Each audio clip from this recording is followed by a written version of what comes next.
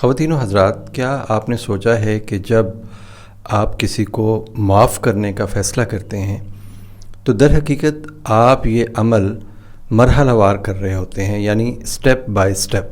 کسی کو معاف کرنا جس نے آپ کا دل دکھایا ہو ایک مشکل لیکن ضروری عمل ہے۔ اس کا مطلب یہ نہیں ہے کہ سب کچھ ایک ہی لمحے میں ٹھیک ہو جائے گا۔ یہ در حقیقت ایک ایسا سفر ہے جو وقت اور صبر کا تقاضا کرتا ہے۔ آپ ایک ایسے شخص کو معاف کرتے ہیں جس نے آپ کا دل دکھایا ہے، لیکن یہ سب کچھ ایک دم نہیں ہوتا۔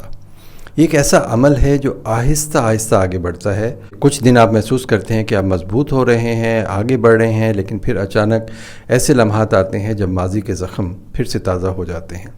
یہ ایک فطری بات ہے۔ یہ اتار چڑھاؤ آپ کے سفر کا حصہ ہے، لیکن یاد رکھیں کہ ہر گزرتا دن آپ کو مضبوط ضرور بناتا ہے۔ آپ کے دل میں جو ٹوٹ پھوٹ ہو چکی ہے وہ وقت کے ساتھ ساتھ آہستہ آہستہ بھرنے لگتی ہے۔ تو دوستو، اپنی توانائی کو منفی خیالات میں ضائع کرنے کی بجائے اسے اپنے اوپر لگانا سیکھیں۔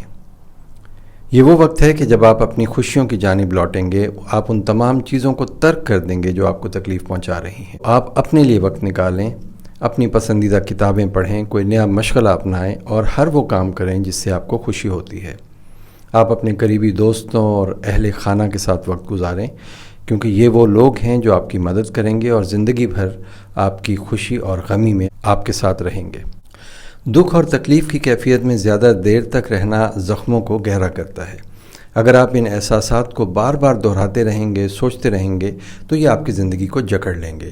اس لیے ضروری ہے کہ آپ ماضی کے درد سے دور ہو جائیں، اپنے جذبات کو سمجھیں، اپنے جذبات کی عزت کریں، لیکن ماضی میں رہنے کا سلسلہ ختم کریں۔ تصور میں آپ دیکھیں کہ آپ پرسکون لیٹے ہوئے ہیں اور آپ کی تمام تکلیفیں جو ہیں وہ آپ کے ہاتھوں اور پاؤں سے آہستہ آہستہ نکل رہی ہیں، یعنی آپ کے جسم کو چھوڑ رہی ہیں اور ہواؤں میں تحلیل ہو رہی ہیں۔ در حقیقت کسی کو معاف کرنے کا مطلب یہ بھی ہرگز نہیں ہے کہ آپ یہ مان لیں کہ جو ہوا وہ درست تھا۔ یعنی کسی کو معاف کرنا دراصل اس شخص کو بری کرنے کا عمل نہیں ہے کہ بھائی ٹھیک ہے، تم آزاد ہو، تم نے کچھ نہیں کیا، وہ اپنے کیے کا ذمہ دار ہے۔ لیکن جو کچھ ہو چکا ہے اسے قبول کرنا اور یہ سوچنا کہ اب اسے بدلا نہیں جا سکتا، اس بات پر زور دینے کی ضرورت ہے۔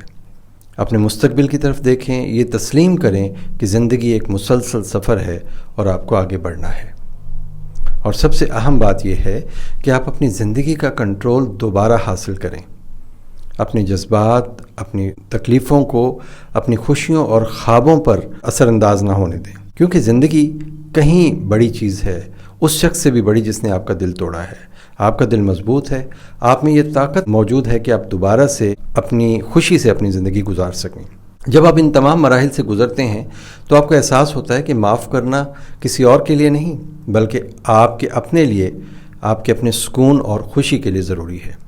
یہ وہ عمل ہے جو آپ کو آپ کے دل کا بوجھ ہلکا کرنے میں اور اپنی زندگی کو دوبارہ پرسکون بنانے میں مدد دیتا ہے۔ اپنا بہت خیال رکھیے گا۔